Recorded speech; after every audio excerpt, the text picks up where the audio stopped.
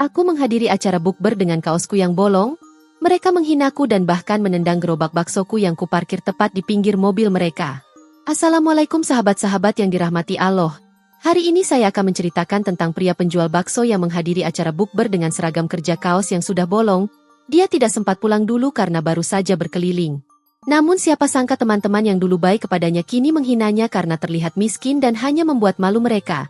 Bahkan mereka sampai menendang gerobak baksonya di parkiran karena dinilai mengganggu mobil mereka yang ingin keluar. Namun sebelum cerita dimulai kami sarankan untuk berkomentar dari daerah mana kalian menonton cerita ini, melakukan like dan subscribe terlebih dulu, agar channel ini bisa berkembang dan bisa mempersembahkan cerita yang terbaik. Mari kita mulai ceritanya. Matahari mulai condong ke barat, langit berubah warna menjadi jingga keemasan, pertanda senja mulai menyelimuti kota. Di sebuah sudut jalan yang ramai, terdengar suara nyaring lonceng kecil yang bergantung di gerobak kayu tua. Seorang pria berusia 30-an, berkeringat setelah seharian bekerja, terus mendorong gerobaknya dengan langkah mantap. Dia adalah Wanto, seorang penjual bakso yang dikenal di lingkungan sekitar. Wanto mengenakan kaos oblong berwarna abu-abu yang sudah mulai pudar dan berlubang kecil di beberapa bagian. Celana panjang yang dikenakannya juga terlihat lusuh, terkena percikan kuah bakso yang tidak sempat ia bersihkan. Namun, di balik kesederhanaannya, ada ketulusan yang terpancar dari wajahnya.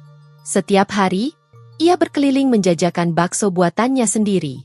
Tidak sedikit pelanggan yang setia menunggu di pinggir jalan, menanti semangkuk bakso panas dengan kuah gurih yang menggoda selera. Pak De Karmin, pelanggan setianya, menyapa dengan senyum lebar. Wanto, bakso satu porsi seperti biasa ya? Pakai sambal yang banyak. Wanto tertawa kecil. Siap, Pak De. Bakso spesial buat pelanggan spesial. Setelah memberikan semangkuk bakso kepada Pak De Karmin, Wanto kembali mendorong gerobaknya. Senja makin gelap, dan saat itu, ponselnya bergetar di saku celana. Dengan tangan yang masih berminyak, ia mengeluarkan ponsel jadulnya dan melihat sebuah pesan dari grup sekolahnya dulu. Jangan lupa buka puasa bareng malam ini. Restoran baru di pusat kota, kita kumpul jam 7. Wanto terdiam sejenak. Ia hampir lupa tentang undangan itu. Ini adalah momen langka, karena sudah bertahun-tahun ia tidak bertemu dengan teman-teman sekolahnya. Dalam hati, ia ragu. Penampilannya saat ini tentu tidak seperti teman-temannya yang bekerja di kantor atau memiliki usaha sukses. Namun, ia tidak ingin melewatkan kesempatan ini. Tanpa banyak berpikir, ia memutuskan untuk langsung pergi setelah berjualan. Dengan cepat, ia menyelesaikan dagangannya, menutup gerobaknya, dan mendorongnya ke arah restoran yang disebutkan di pesan tadi. Di depan restoran mewah itu, ia mencari tempat untuk memarkir gerobaknya. Namun, para pegawai restoran meliriknya dengan pandangan aneh. Seorang satpam mendekatinya dengan ekspresi ragu. Pak, ini restoran eksklusif. Bapak yakin mau ke sini?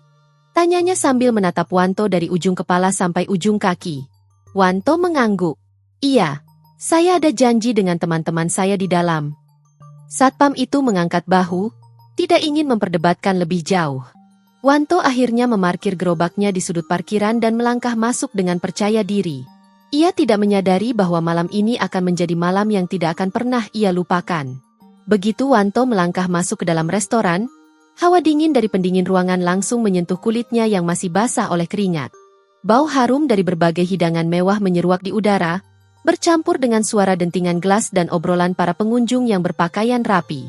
Matanya menyapu ruangan yang luas, mencari sosok teman-temannya di antara meja-meja yang dipenuhi orang-orang dengan setelan mahal.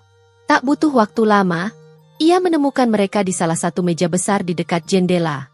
Mereka terlihat begitu menikmati hidangan berbuka yang tersaji, dengan senyum dan tawa lepas. Namun, begitu Wanto melangkah mendekat, suara-suara itu perlahan mereda. Salah satu temannya, Andi, yang dulu paling sering bercanda dengannya, menyipitkan mata dan menatap Wanto dari atas ke bawah. Woi, ini siapa yang datang? Ujar Andi, suaranya setengah tertawa. Semua kepala menoleh, dan dalam sekejap, suasana berubah. Beberapa orang mulai berbisik, sementara yang lain tersenyum miring. Hahaha, Wanto, masih jualan bakso, ya? Tanya Dika, salah satu teman yang sejak dulu sering merendahkannya. Gak sempet ganti baju dulu apa? Kau masih pakai seragam kerja. Seketika tawa pecah di meja itu. Mereka melihat kaos Wanto yang sudah lusuh dan berlubang. Seperti melihat sesuatu yang tak pantas ada di tempat itu. Wanto tersenyum kecil. Mencoba menahan rasa tidak nyaman di dadanya. Iya, tadi masih sibuk jualan. Gak sempet pulang dulu. Jawabnya jujur. Namun, bukannya mengerti, teman-temannya justru semakin heboh. Lah, seriusan?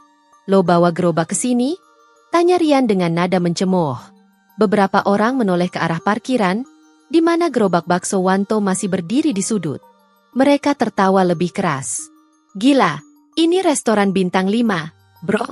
Lo gak malu apa? Bawa gerobak ke sini? Ujar seseorang lagi. Eyalah, malu-maluin banget, timpal yang lain. Tawa mereka semakin menjadi, sementara beberapa pengunjung lain ikut melirik ke arah mereka, penasaran dengan keributan yang terjadi. Wanto menelan ludah. Hatinya mulai terasa sesak, tetapi ia berusaha untuk tetap tenang. Ia datang ke sini bukan untuk bertengkar atau mencari masalah. Ia hanya ingin bertemu teman-teman lama, berbagi cerita, dan menikmati kebersamaan seperti dulu. Tapi ternyata, waktu telah mengubah mereka. Udah deh, mending lo pulang aja, Wan. Restoran kayak gini tuh bukan tempat buat tukang bakso, kata Andi sambil melipat tangan di dada, seolah merasa lebih tinggi dari Wanto. Belum sempat Wanto menjawab, tiba-tiba sebuah suara membuat jantungnya semakin hancur. Bra! Salah satu temannya, Tony, menendang gerobak Wanto di parkiran hingga terbalik. Mangkok-mangkok pecah berserakan, kuah tumpah ke lantai, dan bola-bola bakso berguling kemana-mana. Hahaha, tuh, sekarang udah gak ganggu lagi, kan? Tony tertawa puas. Wanto hanya bisa berdiri terpaku.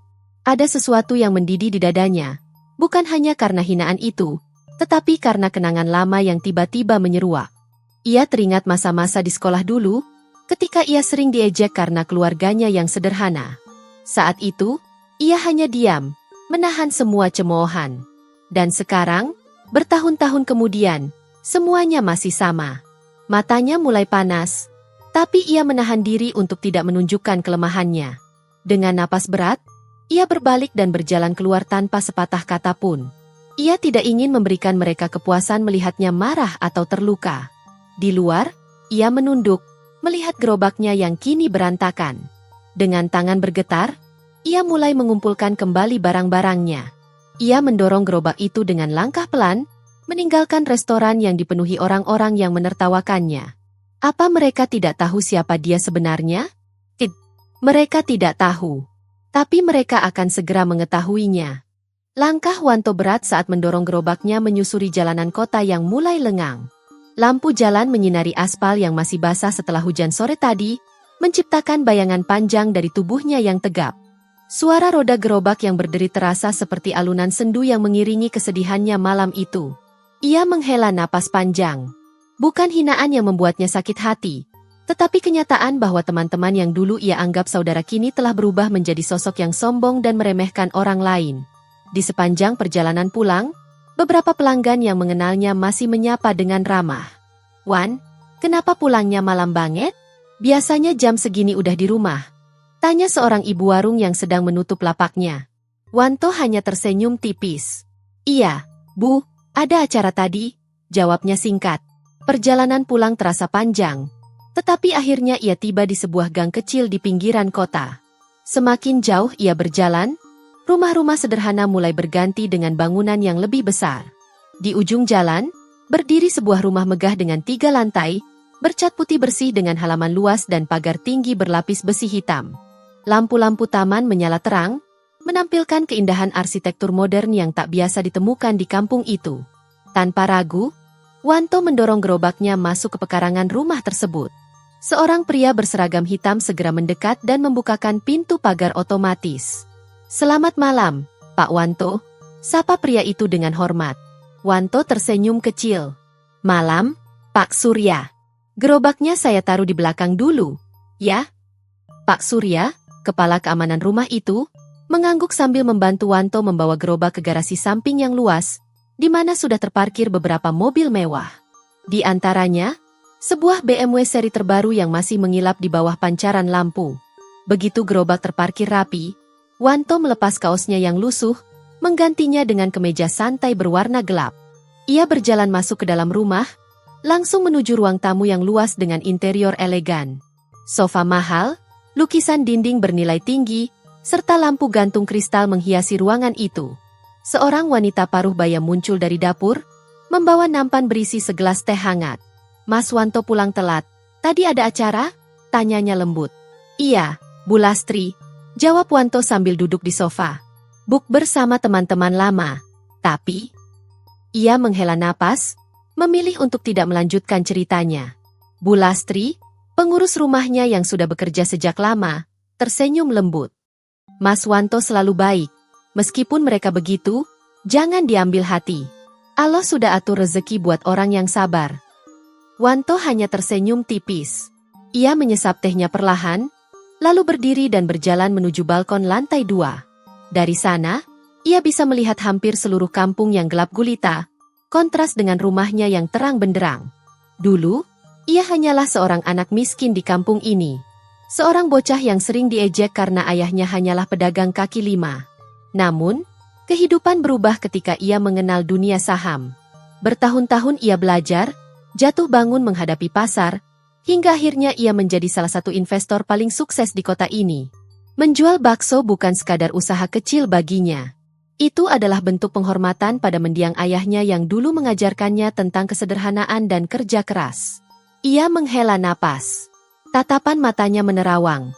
Tetapi di dalam hatinya, ada satu tekad yang kini semakin kuat. Teman-temannya mungkin telah menghina dan merendahkannya. Tapi mereka akan segera tahu siapa Wanto sebenarnya. Pagi itu, matahari bersinar cerah, memantulkan cahaya ke kaca-kaca jendela rumah megah milik Wanto. Udara segar menyelimuti pekarangan rumahnya yang luas, di mana beberapa mobil mewah berjejer rapi di garasi. Di dalam rumah, Wanto duduk di ruang kerjanya, mengamati grafik pergerakan saham di layar monitornya yang besar. Tangan kanannya memegang secangkir kopi hitam, sementara jemarinya yang cekatan sesekali mengetikkan angka-angka di laptopnya. Sejak dini hari tadi, ia telah sibuk memantau pasar saham, mengatur strategi investasi yang membuatnya menjadi salah satu pengusaha sukses di kota ini. Tiba-tiba, ponselnya bergetar. Sebuah pesan masuk dari rekan bisnisnya, Pak Herman, seorang pengusaha properti yang cukup ternama. "Mas Wanto, nanti malam ada bukber di restoran kemarin. Beberapa rekan bisnis besar juga akan hadir. Saya harap Mas Wanto bisa datang." Wanto menatap pesan itu cukup lama. Restoran yang disebutkan adalah tempat di mana ia dihina dan dipermalukan oleh teman-temannya beberapa hari lalu. Ia masih ingat bagaimana mereka tertawa meremehkannya, bagaimana mereka menendang gerobaknya hingga terjatuh. Namun, ia tersenyum kecil. Ini adalah kesempatan yang datang di waktu yang tepat. Tanpa berpikir panjang, ia membalas pesan itu. "Baik, saya akan datang."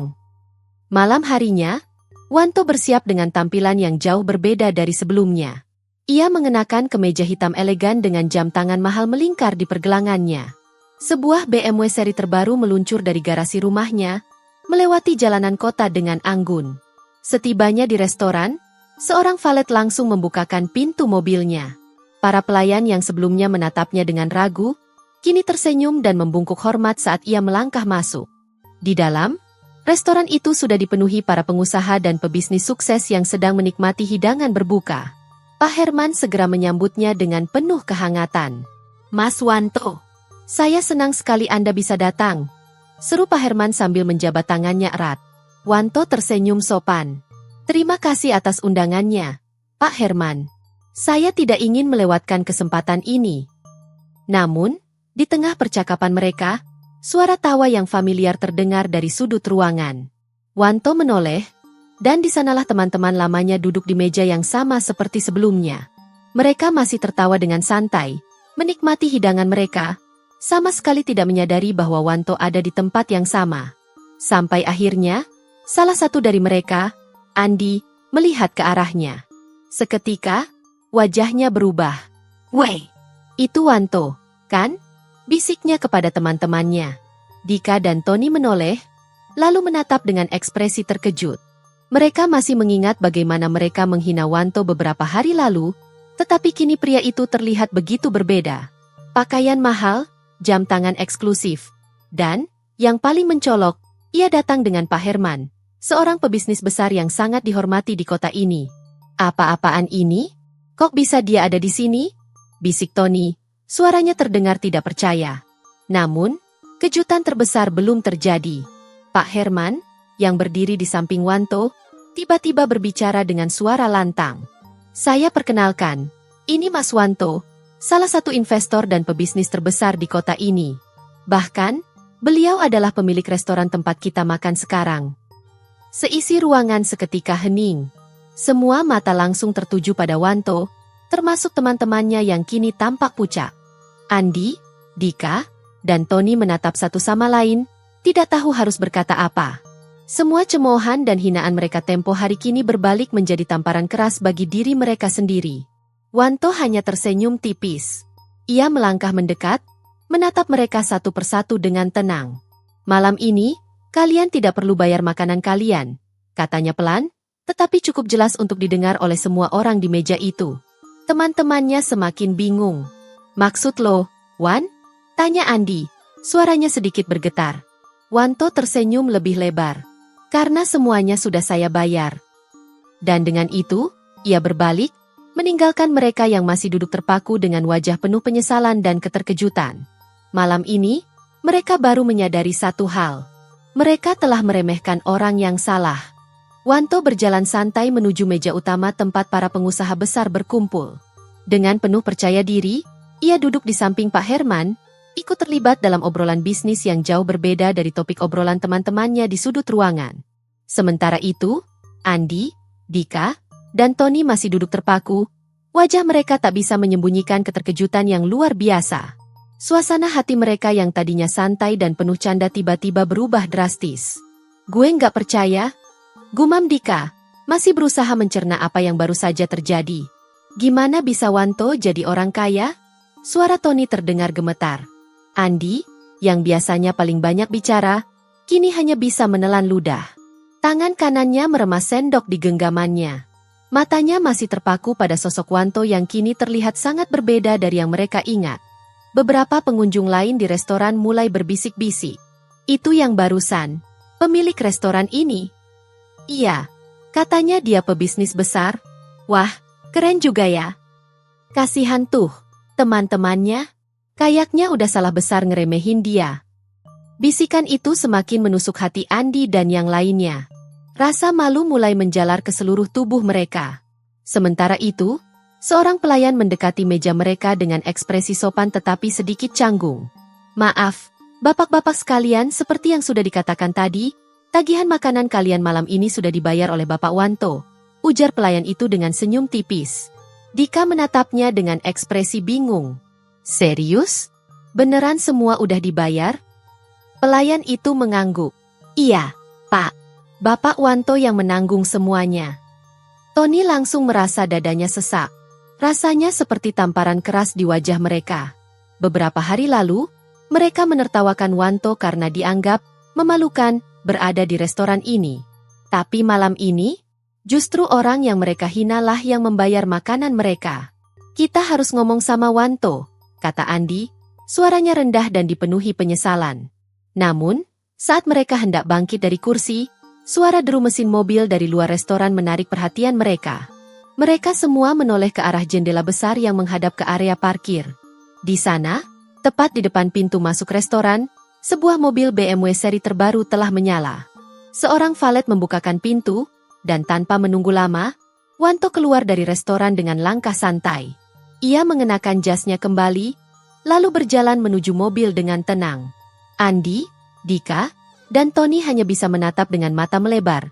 Mulut mereka sedikit terbuka, seakan tidak percaya dengan apa yang mereka lihat. Seorang pegawai restoran lain berbisik pelan, "Itu mobilnya Pak Wanto." "Iya, itu BMW seri terbaru. Harganya miliaran." Andi merasakan keringat dingin mulai membasahi pelipisnya. Ia ingat betul bagaimana mereka dulu menertawakan Wanto yang hanya seorang penjual bakso. Mereka bahkan menendang gerobaknya, seolah-olah ia tak berharga. Namun kini, orang yang mereka hina itu melangkah masuk ke dalam mobil mewahnya, sementara mereka hanya bisa menatap dari balik jendela restoran. Tony menggigit bibirnya. "Kita harus ketemu dia." Gue harus minta maaf, katanya buru-buru, bangkit dari kursi dan berlari keluar restoran. Namun, terlambat. BRMM. Mesin BMW itu mengaum pelan, lalu melaju perlahan keluar dari parkiran. Wanto melirik sekilas ke arah restoran, melihat teman-temannya berdiri di depan pintu masuk dengan wajah penuh penyesalan. Namun, ia hanya tersenyum tipis dan melanjutkan perjalanannya, meninggalkan mereka yang kini hanya bisa berdiri di tempat, menyesali perbuatan mereka. Mereka telah kehilangan sesuatu yang sangat berharga. Dan sayangnya, waktu tak bisa diputar kembali. Pagi itu, Wanto duduk santai di balkon lantai 3 rumahnya, menikmati secangkir kopi sembari mengamati kota dari kejauhan. Udara segar berhembus pelan, membawa ketenangan yang kontras dengan perasaan teman-teman lamanya yang kini dihantui penyesalan. Ponselnya bergetar. Sejak semalam, notifikasinya tak berhenti berdenting. Beberapa pesan dari rekan bisnis, ucapan terima kasih dari pelanggan setianya. Tetapi yang paling menarik adalah pesan dari Andi, Dika, dan Tony. Andi, Wan, maafin gue ya. Gue bener-bener nyesel udah ngeremehin lo. Bisa nggak kita ketemu? Dika, Wan, gue salah. Gue nggak tahu kalau lo ternyata. Ya, lo yang sekarang. Tolong kasih kita kesempatan buat minta maaf. Tony, Wan, lo masih ingat kita, kan? Lo tahu sendiri, kita dulu temenan baik. Lo nggak mau kasih kita kesempatan buat ngobrol? Wanto hanya tersenyum tipis. Tak perlu membaca lebih jauh, dia tahu persis maksud pesan-pesan itu. Bukan karena mereka benar-benar ingin meminta maaf, tapi karena mereka kini sadar siapa dirinya sebenarnya. Sebelumnya, mereka mengusirnya karena merasa dirinya tak pantas ada di restoran itu. Tapi sekarang, setelah tahu siapa dirinya yang sebenarnya, mereka justru berusaha mendekat. Namun, Wanto sudah cukup belajar dari pengalaman. Dia menaruh ponselnya di atas meja tanpa membalas satupun pesan. Siang harinya, di sebuah kafe mewah di pusat kota, Wanto sedang duduk bersama Pak Herman dan beberapa rekan bisnis lainnya, mendiskusikan proyek baru yang sedang mereka rancang. Namun, dari sudut ruangan, 3 sosok yang tak asing baginya tampak masuk dengan wajah penuh harap. Andi, Dika, dan Tony. Mereka celingukan, mencari seseorang, sampai akhirnya mata mereka bertemu dengan Wanto. Tanpa ragu, mereka langsung berjalan mendekat. Wan, kata Andi dengan suara pelan namun penuh harap. Bisa ngobrol sebentar?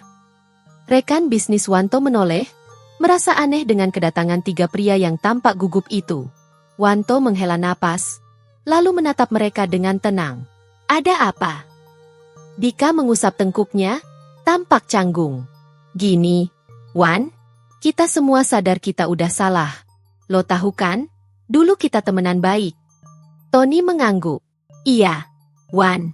Kita nggak tahu kalau lo ternyata udah sukses gini. Kita cuma... Ia terdiam, seakan kehabisan kata-kata. Wanto tersenyum kecil. Jadi kalau gue masih penjual bakso biasa, kalian masih akan nendang gerobak gue. Andi dan yang lainnya terdiam. Tak ada yang bisa menyangkal fakta bahwa mereka dulu merendahkan Wanto hanya karena penampilannya. Suasana hening sejenak sebelum akhirnya Wanto berdiri. Gue nggak butuh teman yang hanya melihat seseorang dari tampilan luar, katanya pelan, tetapi tegas. Dan gue juga nggak perlu teman yang hanya datang ketika gue sudah berada di atas. Andi menunduk, merasa tubuhnya semakin berat. Dika dan Tony pun tak berani menatap mata Wanto. Sekarang gue ada urusan bisnis. Kalau kalian mau makan atau minum di sini, silakan. Tapi kalau kalian datang ke sini buat urusan lain, lebih baik kalian pulang. Dan dengan itu, Wanto berbalik, kembali ke meja rekan bisnisnya, meninggalkan 3 orang yang kini terdiam dengan wajah penuh sesal. Mereka baru saja kehilangan seseorang yang dulu mereka anggap tidak berharga. Dan kini, mereka sadar bahwa mereka telah menyia-nyiakan persahabatan yang sebenarnya tak ternilai. Andi, Dika, dan Tony keluar dari kafe dengan langkah gontai. Wajah mereka penuh kebingungan, seolah masih belum percaya bahwa Wanto benar-benar menolak mereka. Apa segitu sakit hatinya dia sama kita? Tanya Tony dengan suara lirih. Andi menghela napas panjang. Kita yang salah dari awal. Kita pikir dia cuma tukang bakso biasa. Kita ngerendahin dia. Kita ngetawain dia. Sekarang, setelah tahu dia sukses, kita malah berharap dia nerima kita lagi. Dika menendang kerikil kecil di trotoar. Tapi kita beneran nyesel? Gue nggak pernah nyangka Wanto bisa jadi orang sekaya ini. Tony mengangguk. Kalau dulu kita tahu dia kaya, kita pasti nggak bakal kayak gitu. Andi menoleh tajam. Itu justru masalahnya, Ton. Kita cuma mau dekat sama dia karena dia sukses. Kalau dia masih jualan bakso kayak dulu, kita nggak bakal pernah kepikiran buat minta maaf. Semuanya terdiam. Untuk pertama kalinya, mereka benar-benar menyadari betapa rendahnya mereka telah memperlakukan Wanto. Dika tiba-tiba membuka ponselnya. Gue bakal coba telepon dia. Kali aja dia mau jawab. Namun, belum sempat ia menekan tombol panggil, sebuah mobil mewah melintas di hadapan mereka. BMW hitam mengkilap itu berhenti tepat di depan mereka, dan jendela bagian belakangnya perlahan terbuka. Wanto duduk di dalam dengan ekspresi tenang. Mereka bertiga menelan ludah. Masih ada yang mau kalian omongin? Tanya Wanto santai. Andi dan yang lainnya saling pandang. Lalu dengan ragu-ragu, Andi memberanikan diri bicara. Wan, kita cuma mau bilang kalau kita benar-benar nyesel. Wanto menatap mereka dalam diam, seolah menunggu mereka melanjutkan. Dika menunduk. Dulu kita salah nilai lo. Kita nggak tahu kalau lo ternyata sukses kayak gini. Tony mengangguk cepat. Iya, Wan. Makanya, kita pengen minta maaf dan kalau bisa, lo ajarin kita gimana caranya bisa sukses juga. Wanto tertawa kecil, tapi bukan karena senang. Jadi, sekarang kalian mau belajar dari gue? Setelah kalian nendang gerobak gue? Setelah kalian ketawain gue di depan banyak orang? Andi buru-buru menjawab, itu dulu, Wan. Sekarang kita sadar kalau kita salah. Kita cuma pengen kesempatan buat belajar dari lo. Wanto menghela napas panjang. Matanya menatap mereka dalam, seolah ingin memastikan apakah kata-kata mereka benar-benar tulus.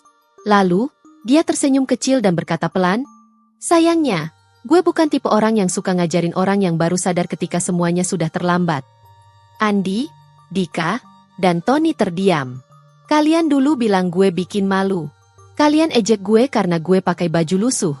Padahal itu cuma karena gue belum sempat ganti setelah jualan bakso. Wanto menatap mereka satu persatu.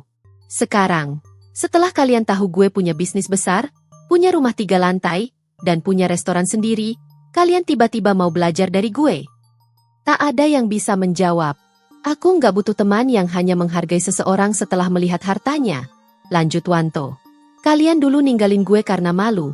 Jadi sekarang gue akan ninggalin kalian karena gue sudah tahu siapa kalian sebenarnya. Tanpa menunggu jawaban, Wanto mengangkat tangan memberi isyarat pada sopirnya.